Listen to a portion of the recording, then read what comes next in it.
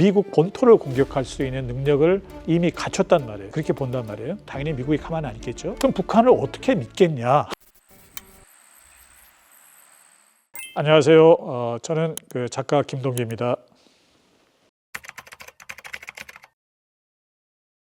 트럼프 정부는 일기 때는 사실은 이제 어떻게 보면 갑자기 이제 김정은과 정상회담을 했고 미처 준비가 충분히 되지 않은 상태에서 세 번 만나긴 했습니다만 이제 큰 진전은 없었어요. 그런데 2018년도 싱가포르 회담을 계기로 해서 미국의 여러 외교안보 분야의 전문가들이나 이런 여러 기관에서 북한에 대한 상당히 깊은 이제 심층적인 연구를 하게 됩니다. 중국과 북한 사이가 미국의 전문가들은 어떻게 생각했냐면 중국과 북한은 형제 국가고 중국이 말하면 북한이 그냥 이렇게 따라가는, 그래서 충분히 중국을 통해서 북한을 통제할 수 있다라는 그런 일종의 신화 같은 게 있었어요. 그러나 자기들이 살펴보니까 그게 아니더라. 둘 사이에는 많은 갈등이 있고 균열이 있더라.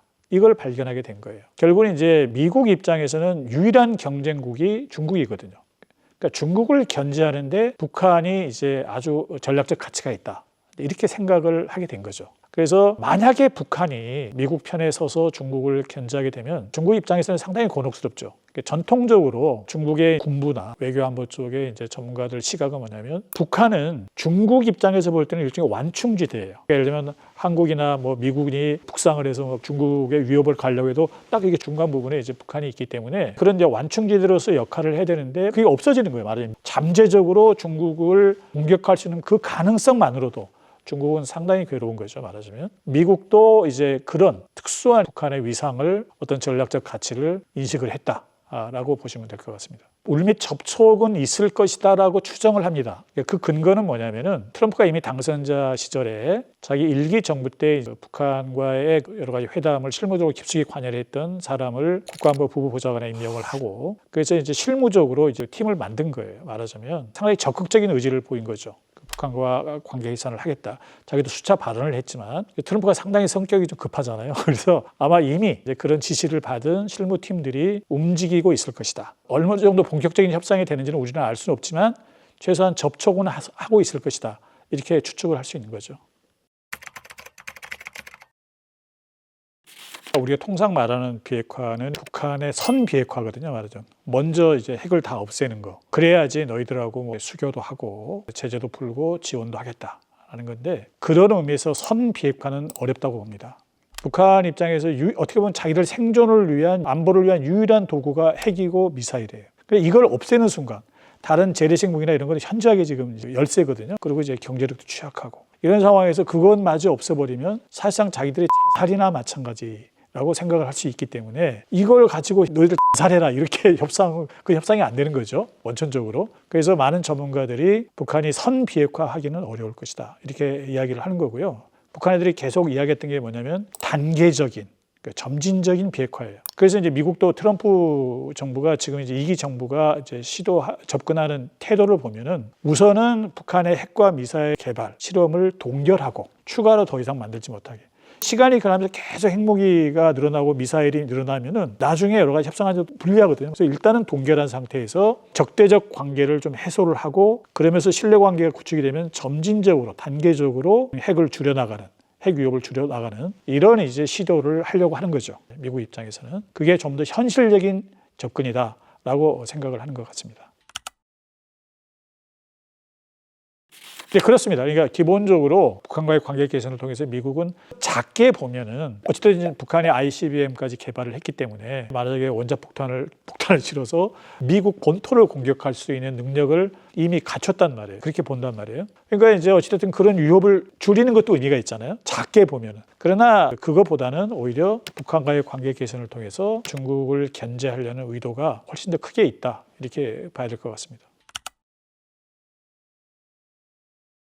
트럼프가 한국에 원하는 것은 결국 이제 미국의 어떤 전략적 방향에 동의해 주는 거겠죠. 예를 들면 북한과 관계를 개선을 하려고 하는데 한국이 계속 이제 그에 동의하지 않고 방해를 한다. 그거는 이제 트럼프 입장에서는 이제 좀 불편해 하겠죠. 그래서 만약에 한국 정부가 어찌됐든 미국이 전략적 의도가 뭔지를 정확히 먼저 안 다음에 그걸 이해한 다음에 그게 우리 국익에 완전히 반하는 본질적으로 반하는 그런 게 아니라면은 미국의 협조를 일부 하되 오히려 그걸 이용해서 어떤 우리의 원하는 바를 성취하는 것이 현실적으로 더 나은 길이지 않겠느냐라고 생각을 하는 거죠.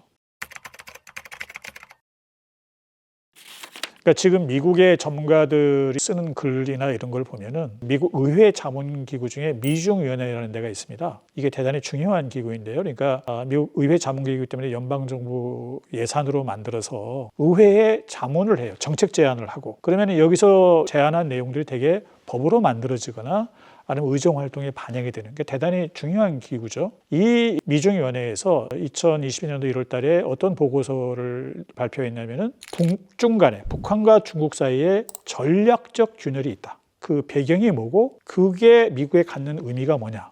이런 제목의 보고서예요. 사실 이게 제가 알기로는 미국의 공적인 기관이 그런 보고서를 내는 건 거의 최초이지 않을까 싶은데 그 보고서의 핵심적인 내용은 자기들이 정말 여러 각도로 미국의 최고의 동아시아 전문가들이 모여서 집단적으로 스터디를 해보니까 북한과 중국 사이에는 전략적 균열이 있더라. 갈등이 있더라. 그러니까 그게 오히려 미국한테는 기회가 된다. 그걸 창조적으로 활용하게 되면 어떤 미국의 국익을 늘리고 동맹들의 이익을 늘릴 수 있다. 이제 그런 보고서가 나온 거예요. 대단히 중요한 의미가 있는 보고서죠. 그러니까 이제 그 보고서에서도 보면은 제일 마지막 부분에 종전선언 이야기를 합니다. 그러니까 한국전쟁의 종전선언 같은 거를 먼저 이야기를 하면 북한과의 관계를 개선하는 데 많은 도움이 되지 않을까. 한반도에. 그리고 또 하나 그 전에 2021년도 전에 그 한미연합사 사령관을 했던 그 빈센트 브룩스 장군이 있는데 그분이 포린 어페어스라는 잡지의 기고한 글에도 보면 북한과의 어떤 대탕트를 필요하다. 이런 글을 발표를 하게 되는데 그 글에서도 보면 그 종전선언 이야기가 나옵니다. 종전선언 이야기가. 그래서 저는 이기 트럼프 대통령이 만약에 이제 북한과 정상회담을 하게 되면 그 전에 여러 가지 물밑 협상을 하겠죠. 그래서 중요한 의제에 관해서 일단 뭐 핵이나 미사일 추가 이제 실험하는 거, 뭐 개발하는 걸 동결을 한 상태에서 아마 대사급 외교 관계를 맺기는 어렵고 우선은 이제 상호 연락사무소를 설치하는 정도의 이제 아주 초기적인 그런 외교 관계를 맺고 그리고 나서 어쩌면 한국 정부의 동의도 필요하겠지만 더 이상 이제 전쟁 상태는 끝났다. 이런 종전선언은 가능하지 않겠는가. 그 다음에 물론 이제 좀 더 발전이 되면 그 북미 간의 관계가 진전이 되고 특히 남북 간의 관계가 진전이 되면 평화협정도 가능하겠죠. 그거는 이제 경우에 따라서는 의회의 비준이 필요하기 때문에 여러 가지 상황을 봐야 되고 북한이 어느 정도까지 이제 양보를 할지 여러 변수가 있지만 그러나 일단은 우리 한국전쟁 오랜 휴전되고 나서 너무 오래 시간이 지났지만 종전선언 자체는 어쩌면은 의외로 빨리 가능할 수도 있다 이런 생각을 합니다. 그러니까 지금 우리 국민들 입장에서는 사실 많이 불안한 거죠. 어떻게 보면은 북한은 핵을 지금 한두 개가 아니라 수십 개를 가지고 있고 이미 앞으로도 또 개발할 수도 있고 이런 상황에서 핵을 없애지도 않았는데 미국이 북한하고 관계를 개선하고 제재를 일부라도 이렇게 풀어주고 이렇게 되면 우리의 안보 위협은 어떻게 되는 거냐. 그래서 이제 여론조사 같은 걸 해보면 우리 많은 국민들이 지금 사실은 이제 핵무장에 대해서 찬성하는 그런 여론조사 결과도 나오잖아요. 그러니까 이제 그 불안한 심리는 사실 저는 100% 동의를 합니다. 그 이해를 해요. 그거는 불안할 수밖에 없죠. 근데 문제는 우리가 자체 핵무장을 할 수 있느냐 이 질문에 대해서는 결론부터 말씀드리면 대단히 어려워요. 현실적으로 장애물이 많습니다. 그러니까 우선은 우리는 현재 이제 핵 확산금지 조약, 소위 NPT라고 그러죠. 거기에 이제 가입을 한 상태인데 만약 여기에서 핵무기를 해버리면 탈퇴를 해야 되거든요. 탈퇴를 하게 되면은 당장 이제 유엔 안전보장이사의 제재가 따르게 됩니다. 제재를 한다는 소식이 있는 순간 아마 그 전에 NPT 탈퇴 선언을 하자마자 한번 상상을 해보세요. 우리 한국의 주식시장이 어떻게 될까?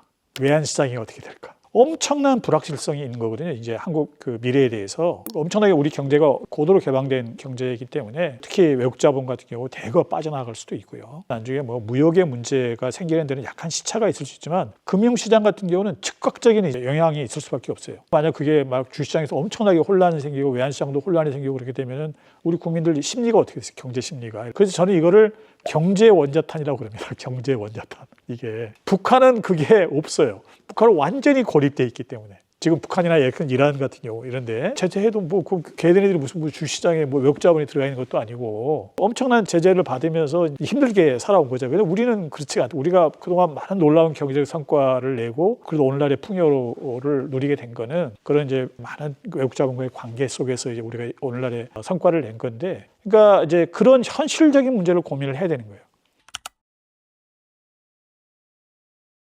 미국의 일부 전문가들이 한국의 핵무장을 용인할 수도 있지 않을까, 이런 이야기를 하는 사람도 있어요. 그런데 문제는 그게 이제 미국의 어떤 그 정부의 공식적인 입장이나 미국의 외교안보 엘리트들, 관료 집단들의 어떤 지배적인 생각이라고 말할 수는 없어요. 그건 이제 소수의 사람들이 그런 이야기를 하는데, 가사 미국이 용인을 해서 우리가 핵 개발을 한다고 하더라도 그럼 유엔 안전보장이사의 제재는 없어요. 피할 수는 있는데 문제는 중국이 가만히 있지 않을 것 같습니다. 중국이 만약에 한국의 핵무장을 용인하게 되면은 당장 일본도 핵무장하게 되고 대만도 하고 다 뭐 도미노, 이제 소위 핵 도미노 현상이 벌어지는 거죠.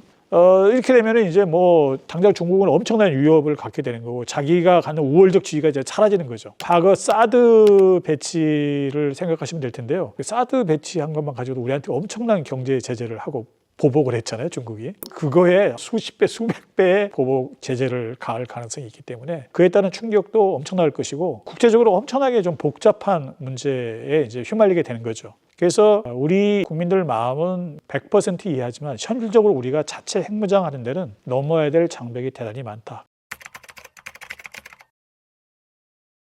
그래서 저는 오히려 트럼프가 핵을 동결하는 조건으로 북한과 우호적 관계를 맺는 거죠. 맺고 이제 시작을 한 거예요. 협상을 단계적으로 핵을 이제 비핵화를 하겠다고. 미국과 북한 사이에 정치적으로 우호적 관계가 맺어지게 되면 굳이 남북한에도 적대적 관계를 계속 유지할 필요가 과연 있겠느냐. 미국이 우리하고 동맹이고 또 북한하고 중국을 견제하는 전략적 어떤 목표를 공유한 상태에서 관계를 개선하면 미국 입장에서 볼 때도 남북한의 적대적 관계가 불편할 수도 있어요. 그러니까 사이좋게 지내라, 어떻게 보면. 그래서 만약에 적대적 관계가 완화가 되거나 해소가 되면 결국은 핵이라는 게 뭐예요? 물리적 핵은 있지만 적대적 의사가 있어야 그걸 우리한테 사용하는 거잖아요, 적국에 대해서. 그러니까 우리가 미국의 핵이나 프랑스의 핵이나 영국도 핵 보유국가지만 그 나라의 핵에 대해서는 위협을 안 느끼잖아요. 그건 우리가 정치적으로 우호적 관계에 있기 때문에 그런 거거든요. 그래서 핵 문제는 본질적으로 군사적 문제라기보다는 정치적 문제다, 성격이. 그래서 남북 간의 정치적, 적대적 관계가 청산이 되고 또는 약해지고, 그래서 정치적으로 우호적 관계가 맺게 되면 핵 위험도 그만큼 많이 감소가 되겠죠. 그럼 북한을 어떻게 믿겠냐? 우리 국민들 불안해 하시는 분들은 그런 생각을 할 수 있는데, 그래서 미국의 역할이 필요한 거예요. 미국이 어찌됐든 북한을 관계를 하면서 계속 이제 어떤 그 제약을 가할 수 있기 때문에, 만약에 북한이 우리한테 핵 도발을 하게 되면 당연히 미국이 가만히 안 있겠죠. 그러니까 이제 그걸 알기 때문에 그런 관계 속에서 신뢰관계가 구축이 되면은 점진적으로 결국은 핵 위협은 많이 감소가 되지 않을까. 이런 방향이 좀 더 현실적이지 않을까. 이런 생각을 하는 거죠. 네. 저는 오히려 그 과거 독일과 프랑스가 아주 적대적 유전 관계라고 할 만큼 안 좋은 사이였는데 2차 대전 이후에 소위 냉전 구도 속에서 독일과 프랑스가 아주 결정적으로 화해를 해서 비약적 발전을 이루고 오늘날의 유럽을 만듭니다. 그런 것처럼 지금 미국과 중국 사이의 어떤 새로운 냉전의 구도 속에서 미국이 남북한 동시에 전략적으로 우호적 관계를 맺으려고 한다면 오히려 그게 남북한의 적대적 관계를 해소하는 촉매로서 작용할 수 있는 것이고, 이걸 우리가 역으로 이용하게 되면 북한이 나중에 이제 경제 발전 과정에 우리도 우리 한국 기업들이 많이 참여할 수 있는 기회가 생기는 거고, 그래서 저는 그걸 이제 코리아 경제권이라고 이야기를 하는 거고요. 상당히 큰 경제권으로 발전할 수 있습니다. 러시아의 극동적까지 포괄하는. 그리고 이제 북한이 경제적으로 성장을 해서 자신감이 생기면 사회적 교류도 이제 늘어나게 될 것이고, 그러면 우리도 언젠가 독일과 프랑스가 유럽 연합을 만들었던 것처럼 우리도 코리아 연합처럼 이런 식의 결합도 가능하지 않을까, 이런 생각을 하게 됩니다. 이게 너무 좀 머나먼 이야기, 지나치게 낭만적인 이야기라고 생각할지도 모르겠지만 항상 과거의 역사를 보면 그런 사례들이 있었거든요. 그러니까 결국은 우리가 우리의 미래를 어떻게 그리느냐에 따라서, 우리의 상상력과 의지에 따라서 우리의 미래도 결정될 것이다, 이렇게 생각을 하게 됩니다.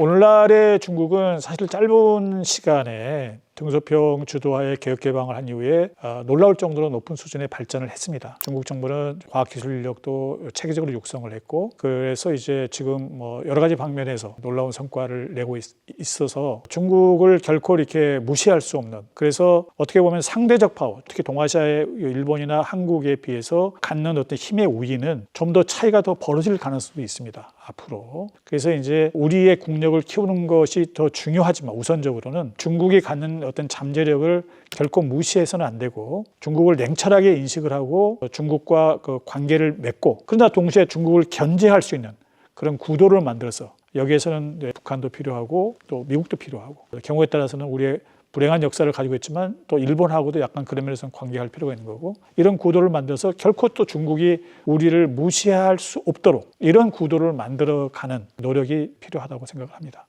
오늘 제가 준비한 내용은 여기까지입니다. 감사합니다. 영상이 유익하셨다면 KNN 스피치 구독, 좋아요, 알림 설정 부탁드립니다.